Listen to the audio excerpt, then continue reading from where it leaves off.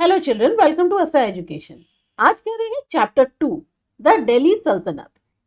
ये आपका नई सोशल साइंस बुक ग्रेड 7 का चैप्टर है। दिल्ली जो है हमेशा से इंडियन पॉलिटिक्स का केंद्र रही।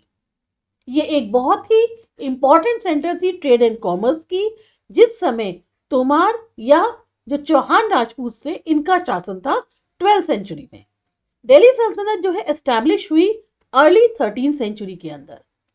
जो रूलर्स बहुत बड़े एरिया पे रूल कर रहे थे नॉर्थ इंडिया के 1206 एडी से लेके 1526 एडी तक, उन्हें कहा जाता है सुल्तान। और उनकी जो एक सल्तनत थी उसको कहा जाता है दिल्ली सल्तनत, मतलब जहां तक उनका शासन था।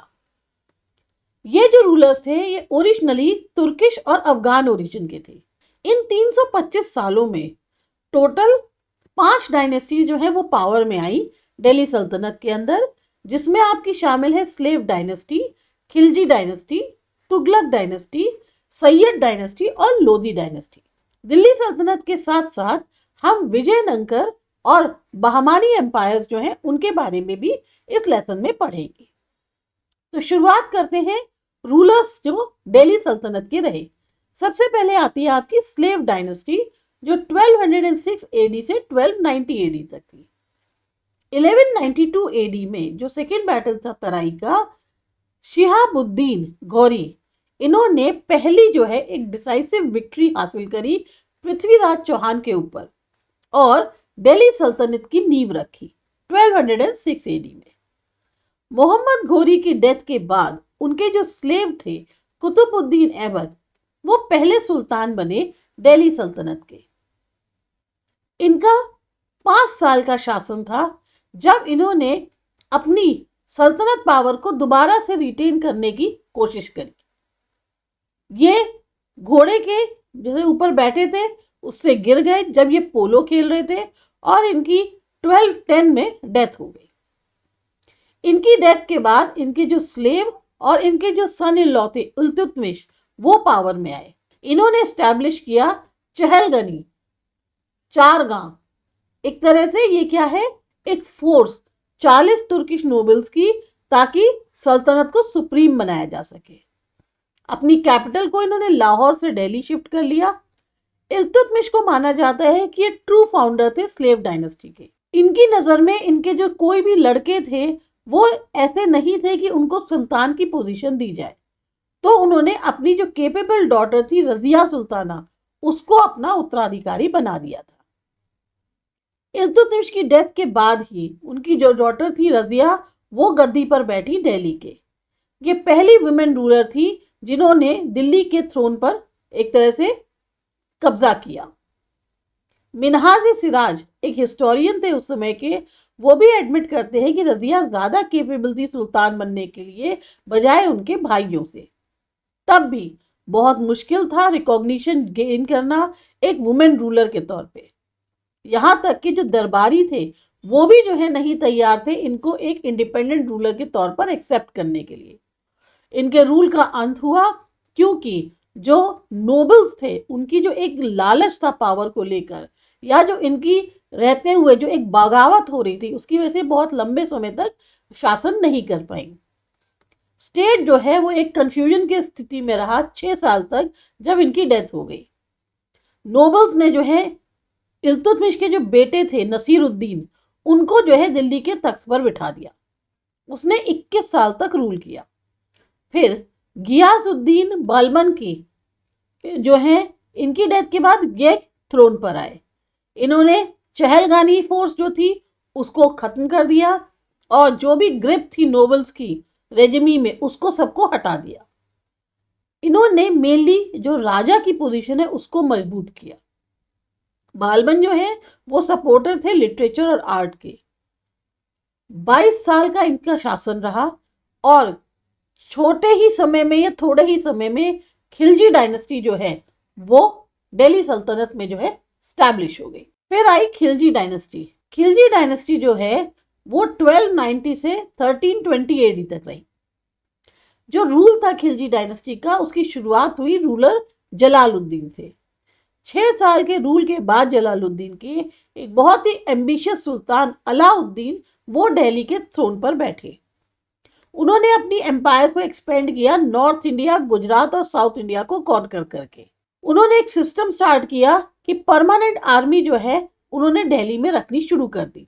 सिस्टम मार्क का यानी दाग का जो है, फेस यानी चेहरा, ये जो है इन्होंने इस तरह के सिस्टम मार्क फेस ये जो है इंट्रोड्यूस किए ताकि उनकी जो आर्मी के हॉर्सेस हैं, सोल्जर्स हैं, उनकी पहचान हो सके। इन्होंने कई एडमिनिस्ट्रेटिव रिफॉर्म्स भी किए, जैसे प्राइस रेगुलेट करना, मार्केट कंट्रोल करना, होर्डिंग को जो है जो जमाखोरी होती है उसको रेगुलेट करना। अलाउद्दीन खिलजी की डेथ के बाद फिर अगेन स्टेट जो है कंफ्यूजन की स्थिति में आ गया। गियासुद्दीन तुगलक जो हैं वो जो थे उन्होंने खिलजी डायनेस्टी का अंत किया और तुगलक रूल जो है फिर वहां से शुरू हुआ जब उन्होंने दिल्ली के तख्त पर अपनी एक तरह से वो बैठे आके। फेमस पोएट अमीर खुसरो जो है वो अलाउद्दीन खिलजी के शासन के टाइम थे। इन्होंने कई सारी लिटरेरी वर्क्स जो है फेमस उनको कंपोज किया, जैसे कीरत उल सदायन, आशिका, नूर सिफिर। तुगलक डायनेस्टी रही 1320 से 1414 एडी तक। आप लोग को टाइमलाइन याद करनी पड़ेगी। तुगलक डायनेस्टी मोहम्मद बिन तुगलक जो हैं उस टाइम पे सबसे टैलेंटेड सुल्तान थे। इन्होंने कुछ स्कीम्स जो हैं उनको लागू किया अपने रूल के दौरान, जिसमें रीलोकेशन था कैपिटल का दिल्ली से दौलताबाद, सिंबॉलिक करेंसी एक्सपेरिमेंट, ये सब इन्होंने जो है इस टाइम पर किए। ज़्यादातर इनकी स्कीम्स जो हैं वो फेल हो गई क्योंकि प्रैक्टिकलिटी नहीं थी या प्लान तरीके से इम्प्लीमेंट नहीं किया गया था। इसीलिए ये जो स्कीम्स थी ये एक तरह से एसेंट्रिक स्कीम्स के तौर पे इनको इतिहास में देखा जाता है। इब्न बतूता एक अफ्रीकन ट्रैवलर जो है वो इंडिया आए जिस टाइम पे मोहम्मद तुगलक थे। मोहम्मद तुगलक को फिर सक्सीड किया उनके पेरेंटल कजिन फिरोज शाह तुगलक ने। फिरोज शाह की डेथ के बाद तैमूर लंग ने जो है दिल्ली पर चढ़ाई करी 1398 से 1399 एडी में। उनके अटैक के कारण जो फाउंडेशंस थी उस पावर की वो हिल गई और तुगलक जो पावर थी वो सीमित हो गई। फिर आए सईद डायनेस्टी 1414 से 1451 एडी तक और लोधी डायनेस्टी 1451 से 1526 एडी तक। जब तुगलक डायनेस्टी का खात्मा हुआ तो खिज्र खान जो है उन्होंने सैयद डायनेस्टी उसको एस्टैब्लिश किया। सैयद डायनेस्टी के बाद बहलोल लोधी जो है उन्होंने लोधी डायनेस्टी को एस्टैब्लिश किया। बहलोल जो है पहले अफगान रूलर थे लोधी सल्तनत के। लास्ट एम्परर जो लोधी डायनेस्टी के थे वो थे इब्राहिम लोधी। इन्होंने इनको जो है बाबर ने हराया फर्स्ट बैटल ऑफ पानीपत में 1526 एडी में, और सल्तनत एरा जो है वो खत्म हुआ और मुगल रूल जो है वो शुरू हो गया था। फिर आता है आपका स्टेट एडमिनिस्ट्रेशन। दिल्ली सल्तनत जिसको स्टैब्लिश किया गया था 13th सेंचुरी में वो काफ़ी खास थी स्टेट गवर्नेंस के मामले में। सुल्तान जो है हमेशा सेंटर में रहे दिल्ली सल्तनत के। जो पावर थी सुल्तान की वो सबसे टॉप पर थी। ये सुप्रीम कमांडर थे, सुप्रीम हेड थे एग्जीक्यूटिव के और सुप्रीम जज थे। इनका एक पूरा कैबिनेट था जो इनकी मदद करता था। कैबिनेट मिनिस्टर्स और ऑफिशियल्स को अपॉइंट जो है वो सुल्तान खुद करते थे। अब इनका जो सल्तनत सिस्टम था वो 3 सेक्शंस में डिवाइडेड था, सेंट्रल, प्रोविंशियल और लोकल पे। सबसे पहले देखते हैं सेंट्रल रूल क्या था। जो कैबिनेट थे वो चीफ था सुल्तान के बाद, मतलब सुल्तान सबसे पहले, उसके बाद इनके कैबिनेट जो है वो आते थे। सुल्तान जो थे उसमें चीफ मिनिस्टर जो है उनको कहा जाता था वजीर, जो कि हेड होते थे एडमिनिस्ट्रेशन के। इसके अलावा कैबिनेट में आर्मी होती थी, postal department, religious department, foreign affairs department, intelligence department, ये सब होते थे। तो ज़्यादातर कम या ज़्यादा मॉडर्न कैबिनेट जैसे अरेंजमेंट जो है उस समय देखे जाते थे। अलाउद्दीन खिलजी के टाइम पे पोस्टल सिस्टम एग्जिस्टेंस में आया ताकि गवर्नमेंट की रिक्वायरमेंट को पूरा किया जा सके। रनर्स जो हैं वो रॉयल मैसेजेस और ऑर्डर्स ले जाते थे। ये रनर्स जो है बहुत ज़्यादा इंपॉर्टेंट सेंटर्स होते थे स्टेट के। सारे जितने भी सेंटर्स थे इंपॉर्टेंट उसके ये मेनली स्टेट में रनर्स बहुत वैल्यू रखते थे। इस तरीके से ये कहा जा सकता है इनिशियल वर्जन था ये करंट पोस्टल सिस्टम का। फिर आता है प्रोविंशियल रूल। सल्तनत के दौरान प्रोविंस जो है उसको डिवाइड किया गया जागीर में, जिसको कहते थे इक्ता। हेड जो इक्ता के थे वो इक्तदार या मुक्ति कहलाते थे, जो हेड ऑफ द एग्जीक्यूटिव और जुडिशरी होते थे प्रोविंस के। इनका मेन जॉब होता था आर्मी प्रोवाइड करना सुल्तान को जब जरूरत हो, और कलेक्ट करना लैंड रेवेन्यू को। अलाउद्दीन खिलजी के टाइम पे और मोहम्मद तुगलक के टाइम पे जो सेंट्रल आर्मी थी उसको ज़्यादा इंपॉर्टेंस दी गई, और कंट्रोल जो है इक्तेदार के ऊपर स्टैब्लिश किया गया। फिर आती है तीसरी लोकल गवर्नमेंट यूनिट। जो प्रोविंस के बाद आते थे उनको डिवाइड किया जाता था डिस्ट्रिक्ट, तालुकाज जिसको शिक कहते थे, और परगनास में। विलेज एडमिनिस्ट्रेशन मेनली हेड करते थे मुखी या मुकादम, और क्लर्क और पटवारी जो है उनकी मदद करते थे। आप देखते हैं कि किस तरीके के फोर्ट्स और बाकी कंस्ट्रक्शंस हुए। दिल्ली सल्तनत का एस्टेब्लिशमेंट जो है वो मार्क करता है बिगनिंग कंस्ट्रक्शन की इंडो इस्लामिक स्टाइल आर्किटेक्चर, जो कि इंडिया में उस टाइम पे शुरू हुआ।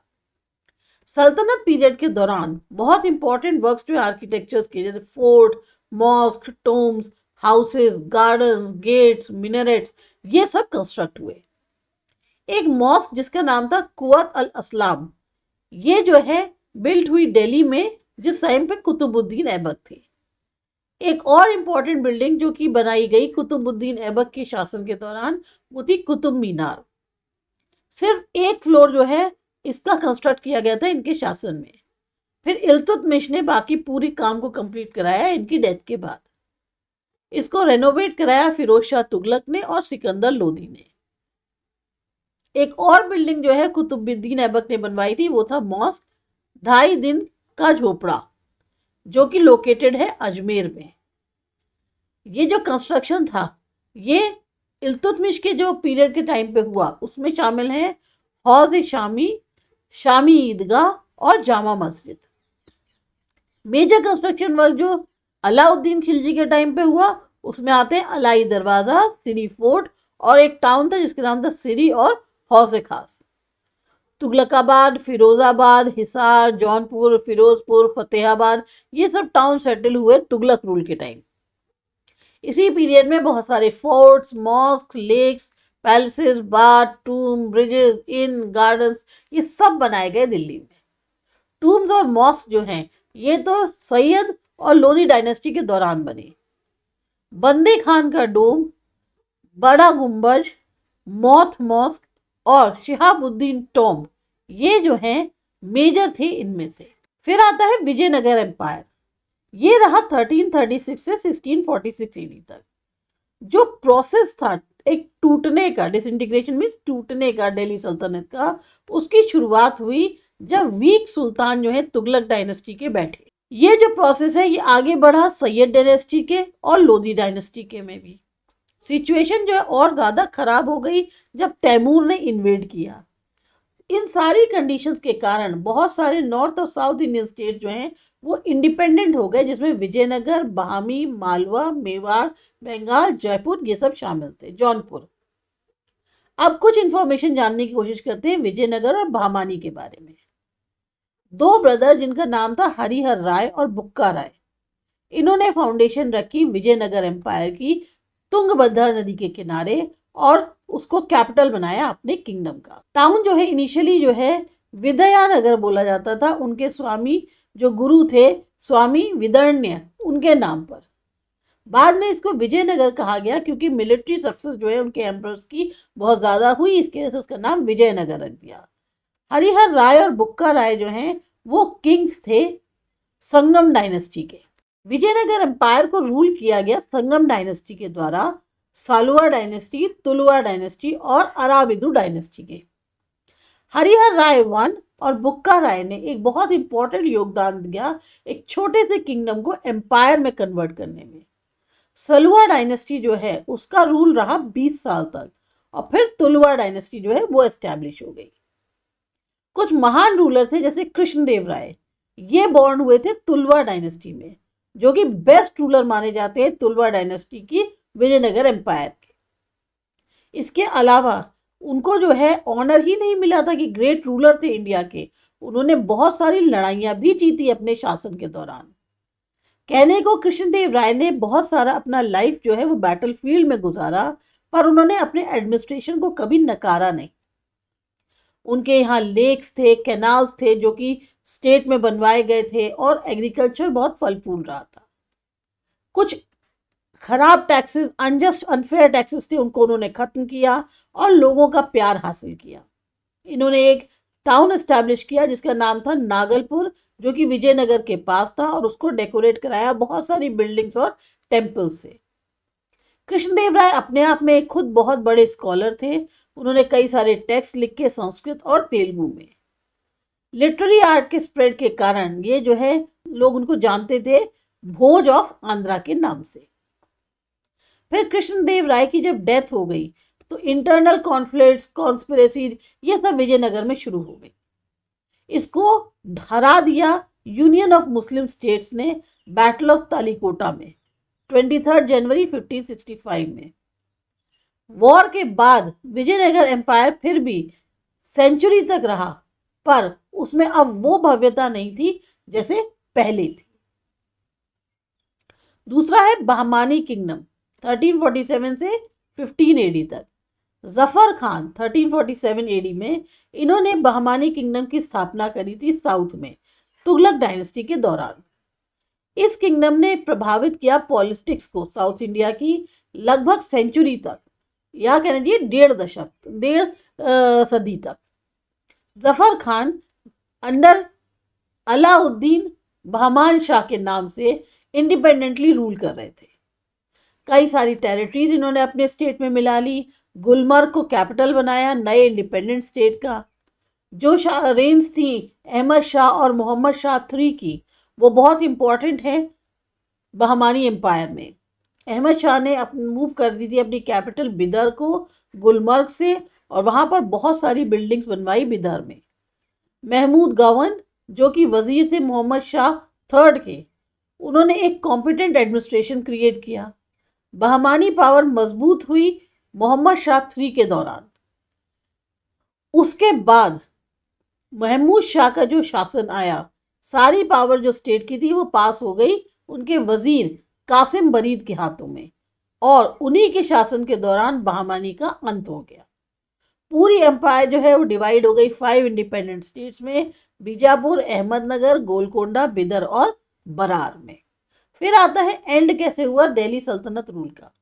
दिल्ली सल्तनत जो कि स्टैब्लिश हुई थी 1206 एडी में कुतुबुद्दीन ऐबक के द्वारा, और 320 साल के बाद उसका खात्मा हुआ 1526 एडी में, जब इब्राहिम लोदी के रूल का एंड हुआ। ये जो 325 साल का स्पेन था बहुत ही जस्ट, पावरफुल, और कई बार इसमें कहना चाहिए वीक सुल्तान भी जो हैं वो थ्रोन पर बैठे।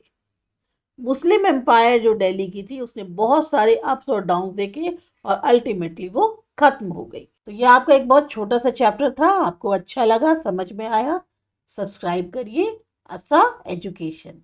मिलते हैं अगले चैप्टर में।